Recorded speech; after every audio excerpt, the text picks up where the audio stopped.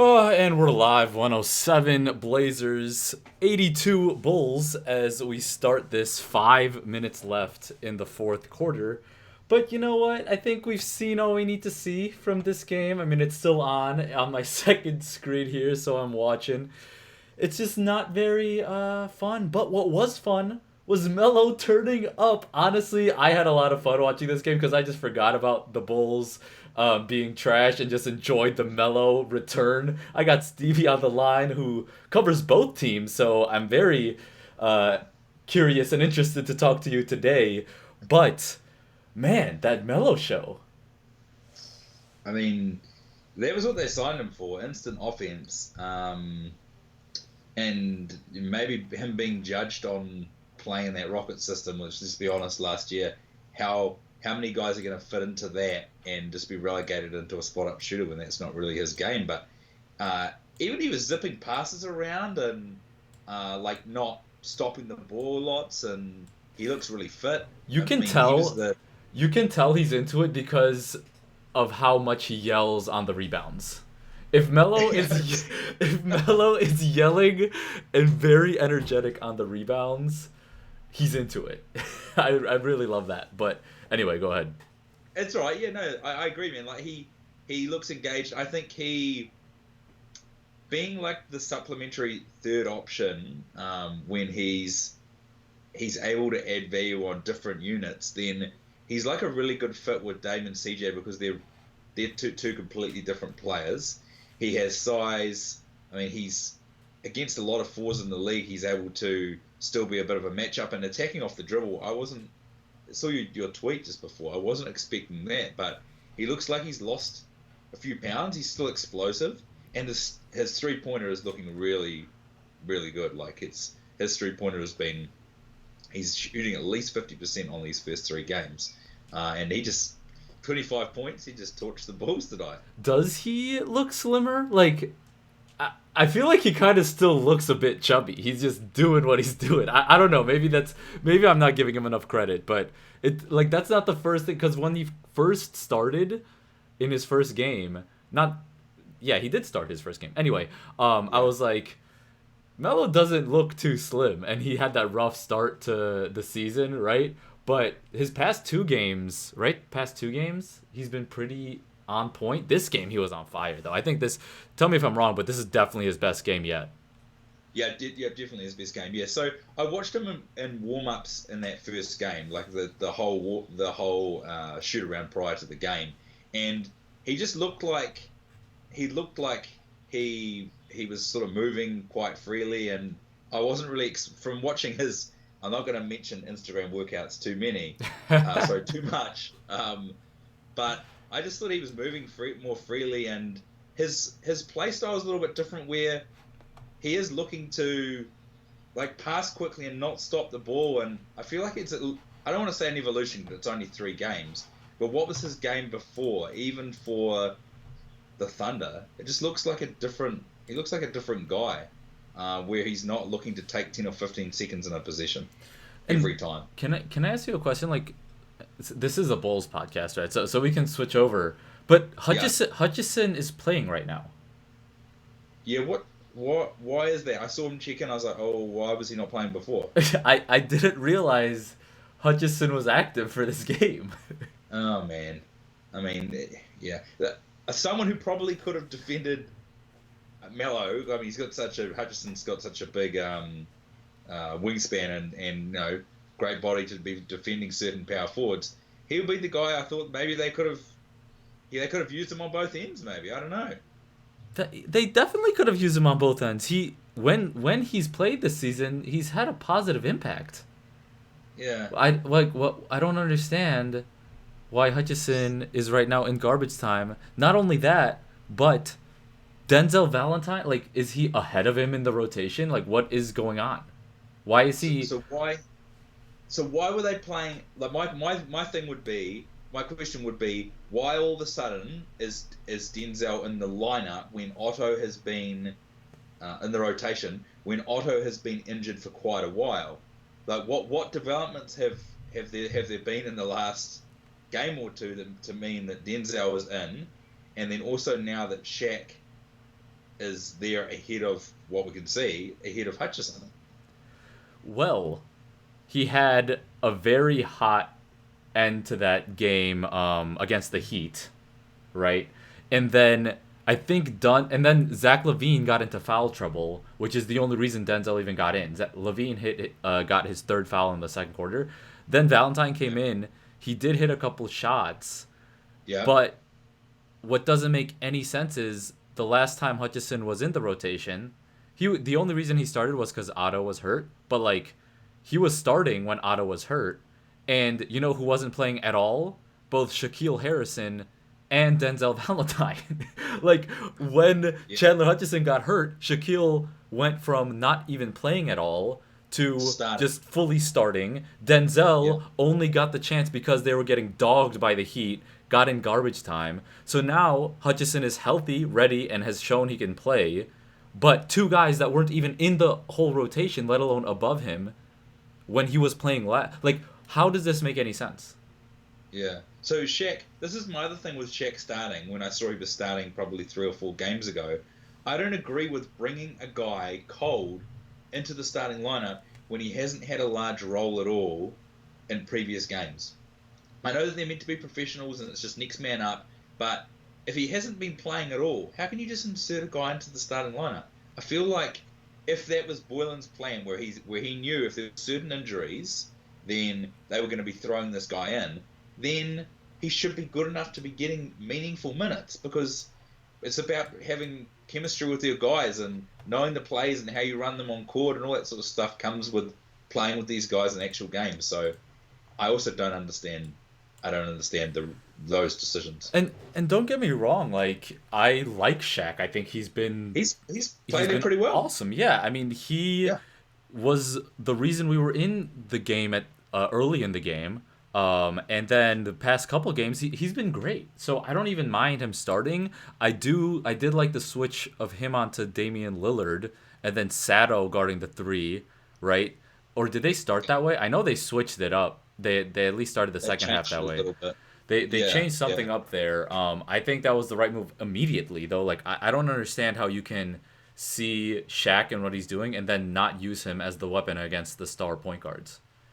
yeah, So yeah, anyway, besides that, like Shaq is a fine starter. I'm not saying that. I'm just saying I'm just yeah, confused by the logic. Shaq should have been in the rotation anyway, probably, yeah. because He probably should have been. if he's gonna play like this, which he's probably been playing like this, like I don't understand what I don't see any reason for him not to. He hasn't shown anything other than really hustling all the time and also a non fear while taking threes this year, which is good to see from him. He's been knocking them down at a respectable rate on wide open shots. So even that part is fine. It's just like, and Gafford is playing well too still. Like he Yeah. obviously he's on and off, which is kind of expected, but clearly belongs in the rotation. Anyway, these are just the things that are coming to my mind because other than the Yeah. first half, which was interesting, there hasn't really been anything that's happened in the second half. And like Shaq is still like what I don't understand. And I'm sorry, Stevie, I'm like just ranting on a lot of different No, that's all topics. right. Keep going, man. Keep going. Shaq right now is in Oh, with the Denzel. garbage time. Yeah, yeah. How the Agreed. Yeah, hell does this that is make sense? yeah, yeah. This is it. And I don't. That's the thing. You got to put the guys that in the best position to succeed. So by not playing Shaq at all and then just chucking him in the starting lineup, I don't feel like you're giving. You're not giving these guys these guys in the best position to succeed. And that run at the end of the last game that you talked about, where they brought it back to being close. Not the last game. It would be 2 games ago. Yeah. You said Miami. Is it not now? Are those guys all of a sudden that brought their game back, like Denzel? They're part of the rotation based on 1 game. I don't have a problem with that, but I just don't understand the decisions around the rotation and when guys are playing, and I don't really know who's in the garbage time lineup now. It feels like everyone's part of the rotation, apart from Cornette and Felicio, who are injured. Can we also just, and I agree with everything you're saying. I'm just gonna hop on to the next topic because can we just let Lowry just take like 2-3 weeks off, please, because he just looks 2 weeks. miserable. He just looks miserable out there, and it's been all season. Something's up with him. Like if he's hurt, let him heal. If he mentally there's something wrong, like let him think. Like let him just come back. I feel like there has to be Yeah. something wrong. It's been all season. Only 7 shots tonight. So, One rebound. and he just looks in. I don't know. He just looks tired. He doesn't. Yeah. And this has been from the first game. Even the first game when had 35, he was hitting his shots, but he didn't look happy. I feel like I commented about that first game, how he just didn't look happy, even though he was killing it. And then that just Yeah. carried on with the bad performances. So just like let him. You can have Gafford, Wendell, and Thaddeus do the same exact thing, with Wendell being able to play either the 5 or the 4, I fully believe, with Gafford playing the 5 and then Young playing mostly the 4, and then Wendell just tying those gaps up with each of them. Because Yeah. you can also Yeah. play Gafford and Thad together too. So you can get by that easily. And Lowry Yeah. can fix whatever's going on with him. 10 points, 3 of 7 from the floor, 3 assists, a board. What do you make of this Lowry thing? I don't know. I think maybe that some time off would probably be the best thing. I don't know though. If we're talking about the rotation decisions, maybe there's more going on with the team that we are unaware of, and they wouldn't look to rest him. I feel like it's just something they wouldn't do. I think that resting him is the best thing because he's clearly not at his best. He's injured, looking He unhappy, looks tired, dude. and he looks fatigued. It's not hard to see that he looks tired. Yeah. Why not just run some sort of test on him to see if he is fatigued? Like this is a thing that happens. Yeah. Like people It have does. tests on fatigue. There's no Yeah. way he's not fatigued. Yeah. Do you think though that this team would not want him to rest? Oh yeah, no chance. He's gonna get hurt. He's gonna get like I really don't want it to happen, and I hope I'm wrong. I really hope I'm wrong. But at this rate, when you play fatigued, if he is already hurt, I don't know if he is already hurt, but like if you keep playing like this, you're not engaged, you're not physically engaged, you're tired, like it's gonna lead to some sort of injury. If he's not hurt Yeah. already. And if Yeah. he is, No. it's just Yeah. gonna get worse. If he is, it's gonna get worse. If he's not, he's gonna get tired and then injure himself. And it's just like he's not providing much right now anyway. He's not. And They're honestly just really not going to just miss him. just let they're not gonna miss him. They're not gonna miss current version Lowry.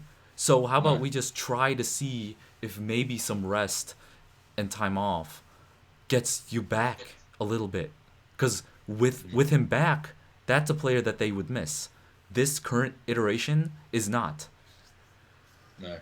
Whew. Yeah. Okay. Yeah. Go ahead. Yeah, I agree. I'll just finish off on that. So the other thing is as well is he's not. I don't think he's making the team appreciably worse.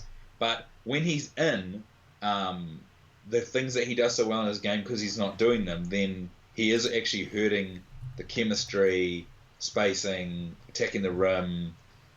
I mean, his defense hasn't been terrible, but by playing him and when he's not at his best, it is actually hurting the team. So we'll have to watch this space because clearly something is up, and we'll have to see if that. I mean, they're never going to say anything because they don't like talking about medical issues. This Bulls team, the management, front office, but I think sooner rather than later something's going to come out. Yeah. We'll see. We'll see. Let's move on to the next player.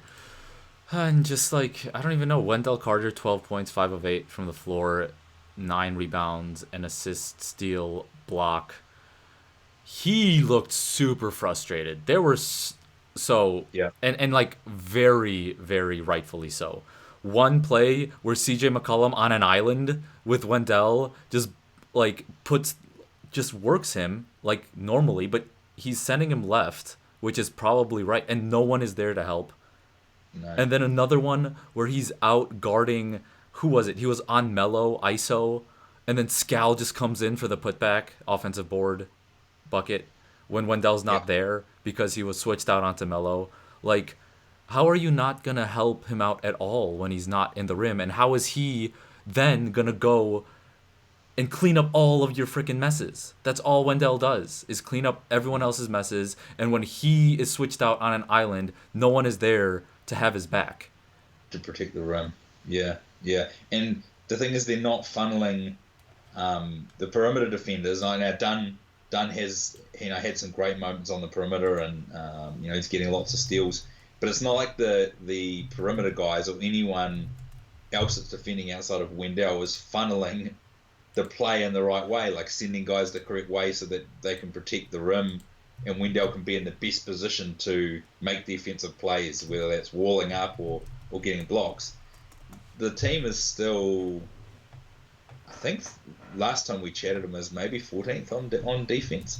When I see the games like this, I'm surprised that they're still league average on defense. But if they play like they did tonight, more often than that ranking will drop.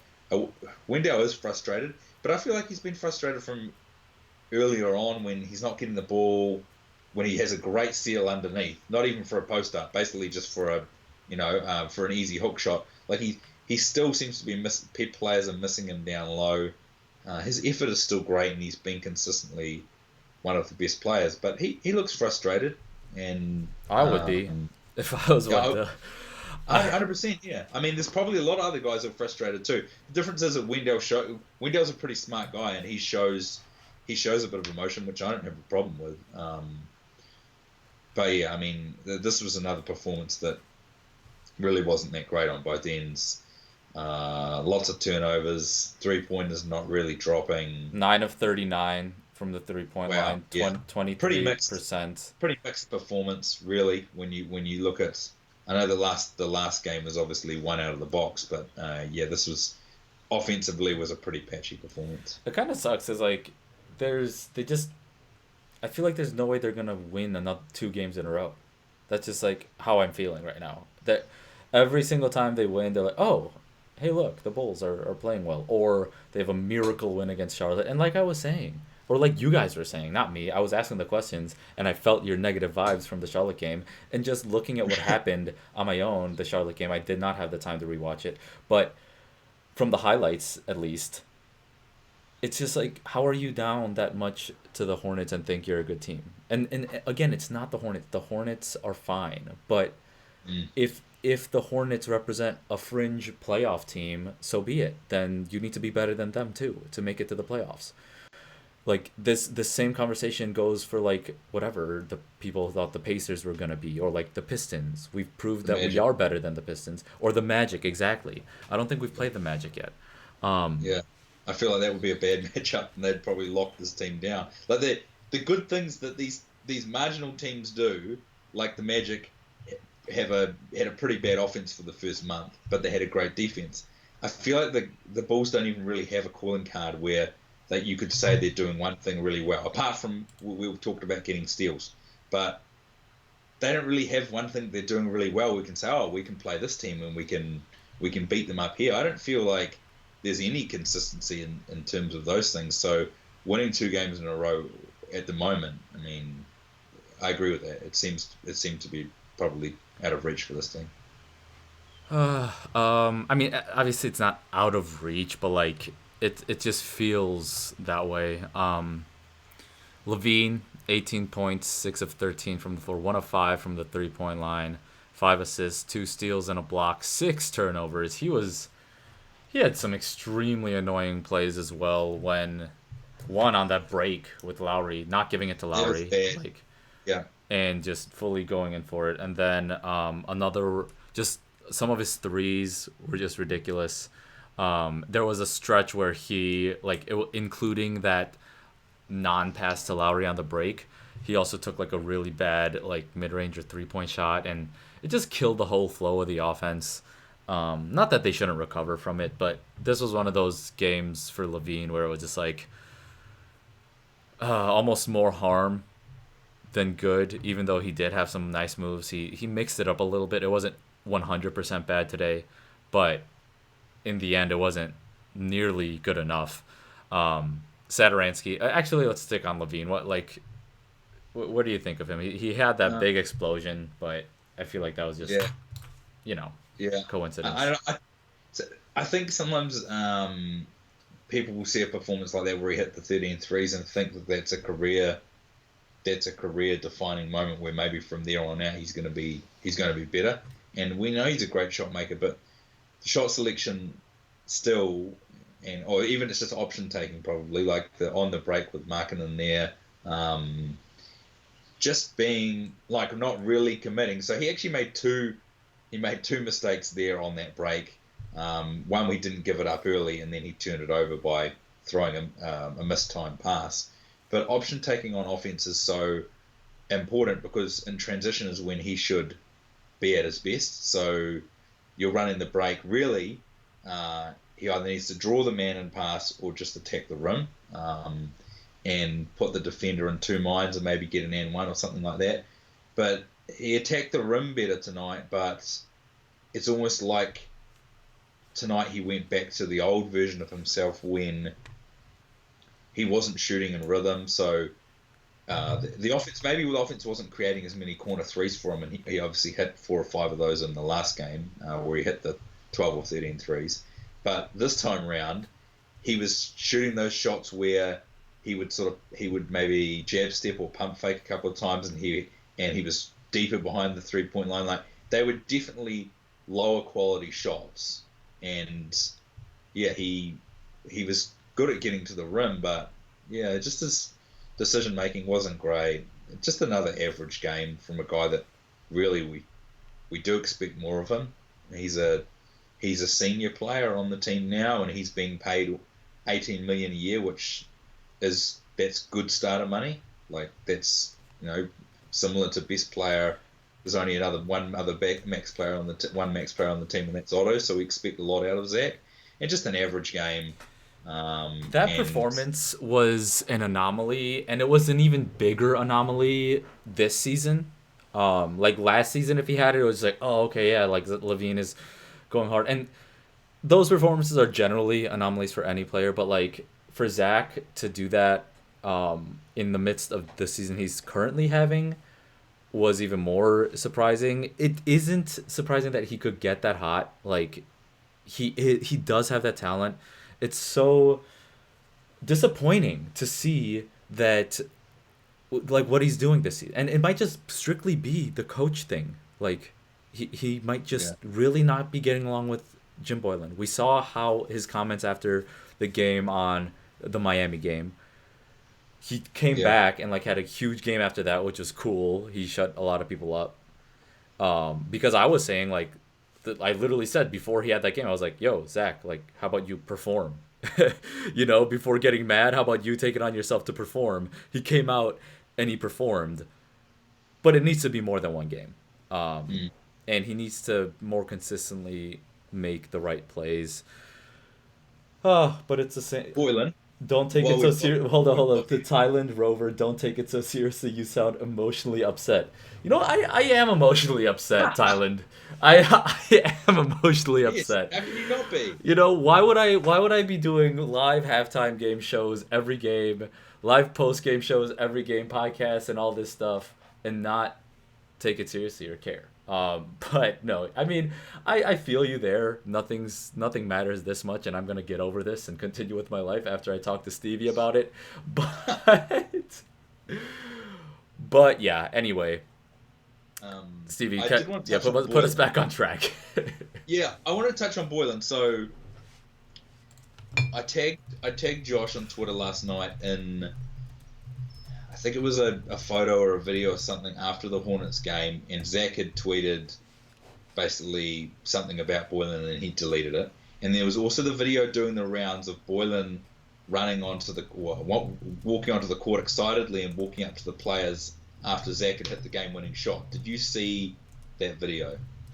Wait, which one? Sorry, I was responding to Thailand Rover here. Say that again. It's all right. The video where Boylan ran onto the court to celebrate. Okay. First of all, I have a lot of thoughts on that video. One, it could easily be like what everyone thinks it is. Like, I'm not gonna deny that possibility. But it could also be just heat of the moment. Like they didn't see him there. They're like energized and like and you're not gonna. The first thing you're gonna do is not gonna be go towards Jim Boylan. So like, I do think it's telling in the sense that a lot of players or a lot of coaches would be like the first people they go to because you see that. Like Yeah. sometimes you go directly to the coach. Like the Wolves and Saunders relationship, I feel like that would be big time, right? Or I don't know. Other relationships with coaches are a lot better, but I also don't think we need to get that worked up about this video where it seemed like everyone was just kind of hyped. Although if you did tell me that oh, but you can kind of see Archie see Boylan coming and turn around, Yes, I did kind of notice I that saw part. that. That That was the main thing and it's that I saw. Archie too. Like imagine it's Yes, Archie who has gotten his chance with Boylan. He's Boylan's guy and always talks positively. Archie Diacono was the guy who looked at Boylan and just turned around. yes, and that was what I saw. The rest of it, I'm not bothered about in that video. But in the video, his body language towards Boylan, that said a lot. He was That just said a like lot. he literally looked at him like, "What are you doing? Like Yeah, you're not part of this." Like that you're that's not part of this. and, Yes, because it felt like they especially Zach, you cannot tell me otherwise. I would need to talk to Zach person to person, and he would really need to convince me that he didn't do that game to stick it to Boylan. like, yeah. you know, And same with the tweet. The tweet. I mean, I'd have to find it, but he commented something and deleted it, which was at Boylan. I didn't see And that. I'm gonna Google it real quick. yeah. So I tagged Josh in it last night, and can't remember the exact context, but there are issues there, and I don't know, but the issue is that I feel like the ownership in terms of the appointing coaches. I mean, if they were to sack Boylan anyway, and I'm not calling for that. I'm just saying if they were to sack Boylan, I mean, they go through another search, they get another coach. I mean, they'd have to be significantly better than what they have here, and I'm just saying I don't know if it is the right move, and I'm not saying that I know that it will happen or anything like that, but if it was to, I don't even know if it would be the right move anyway, because you have to get someone that's appreciably better, and I don't know. I'm not really sure what the goal is for this year now, because it's looking like this is a 20-something win team. Unfortunately, it is. I'm just happy I cover the rest of the league too. Because I mean it's still fun. Basketball is still, and I honestly you can tell I'm slowly checking out more and more, and I'm gonna cover the Bulls because that's what we do. But I was checking out when I was more happy at the Melo game than upset at the Bulls' loss. I genuinely was getting excited with Melo turning up, and not as bad or not as upset when the Bulls were losing. Anyway, we're used to it. Kobe White, 8 points, 3 of 13. From the floor, 1 of 8 from 3. And he was in garbage time, so some of those came then. 2 steals, 2 assists, 3 boards. These are kind of inconsequential at this point, although Denzel did finish with 11 points, 5 of 10 from the floor. He's just jacking up threes. Which honestly, that's what he needs to do. All Valentine needs to do is pull up threes and open spot up threes. And if he's not making them, just take him out. Put him in, see if he's making them, take him out if he's not. Because he genuinely, even though he can be a good passer, he cannot he cannot play. He's so slow footed. Yeah. It's at a level where you cannot have him on the floor. Yeah, it's at a level where you cannot put him on the floor. Yeah. For anything other than his pull-up shooting, which can give you a spark. Gafford's all game, 6 points to a 3. From the floor, 3 boards. Anything else you want to talk about? Dunn's crazy 0 for 5 little stretch there we could chat about? Because we did talk about that on the halftime show. Arch didn't play after that video. You didn't what? No, I said Archie didn't play. Yeah. Boylan must have seen that reaction after the last game and basically benched him. Yeah, I don't understand why Archie got benched. I don't know why is he not. He's been one of our best players recently, and probably the best shooter. Why is Shaq let's not circle back, but Archie should be in the garbage time lineup, not Shaq, because Shaq started. That's not how it works. Yeah, I'm not sure, but Archie has been one of the better players though recently. Like his shooting, obviously outside of Zach's game.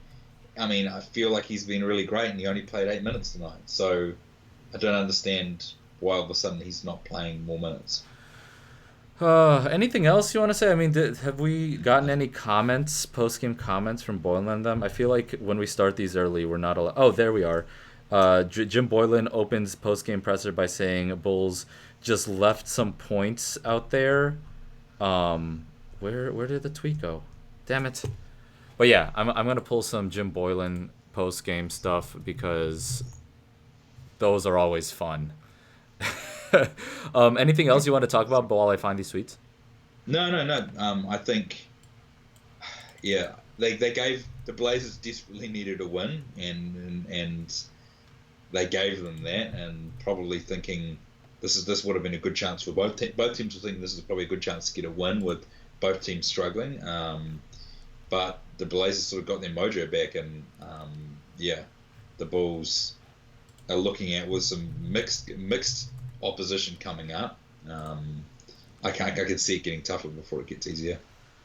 Yeah, and I'm not finding these Bulls quotes. Rebounding. We didn't pick up on that. Rebounding battle lost 55-37. See that's a common theme we've talked about this season already. The thing is, like, when Wendell is there, they can offensive board, but why can't we defensive board? Probably because they bring Wendell out.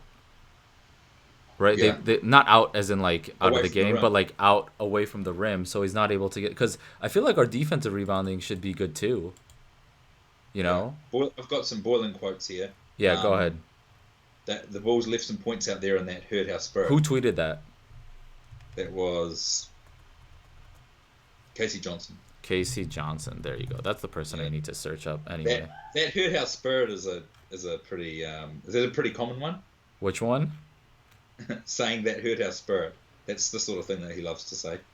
I'm not sure, dude.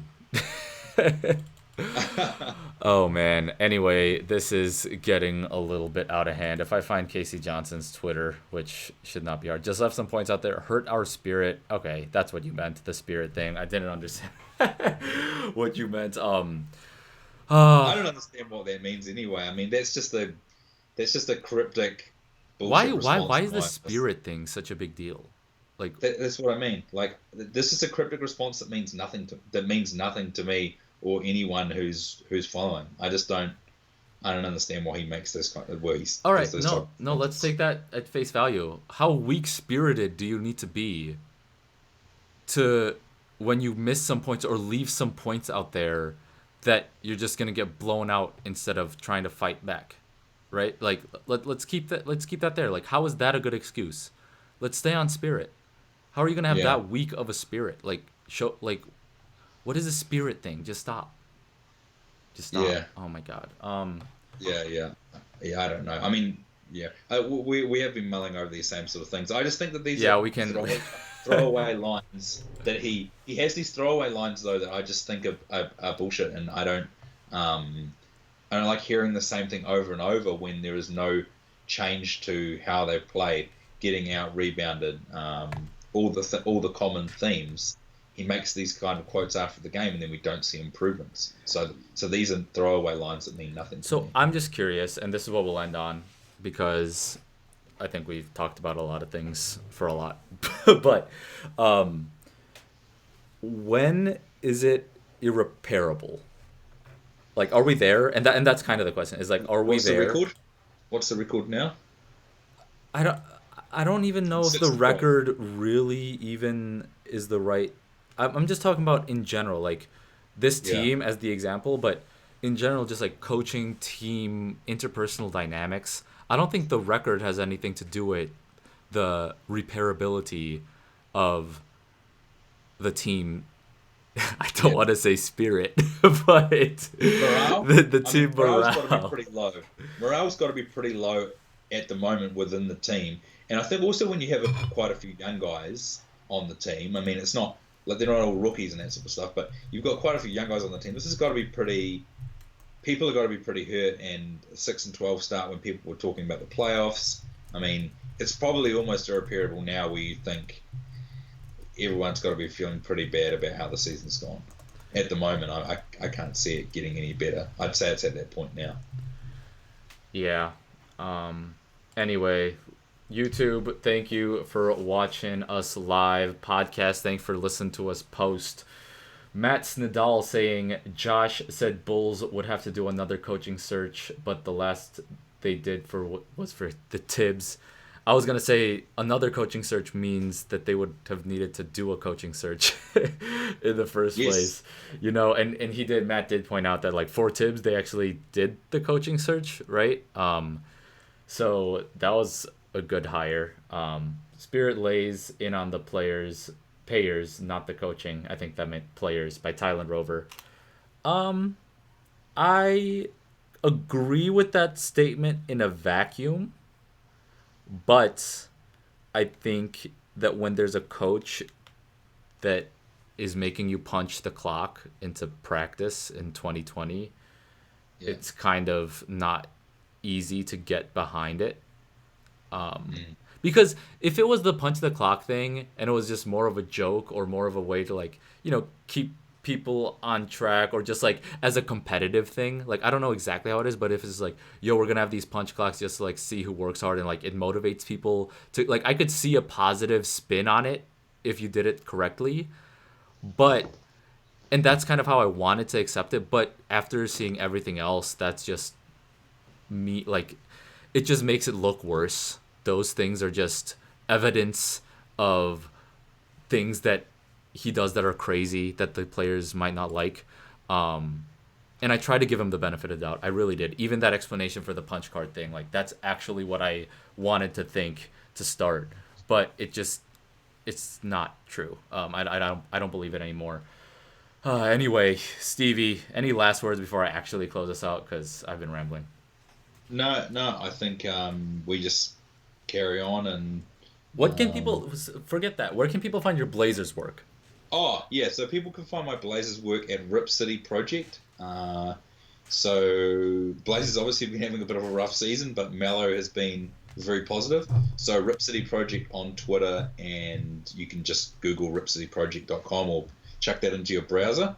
And obviously, yeah, Bullish Hoops here as well, but balancing my time between two struggling sub 500 teams Hey man, has they have kept it Dame. interesting. They at least have Dame. Melo's putting some They have Dame. excitement, and they struggled a Yeah. little bit with Dame hurt. So like, I feel like there's still some optimism that Portland could come back. They have been struggling, but teams go up and down every season.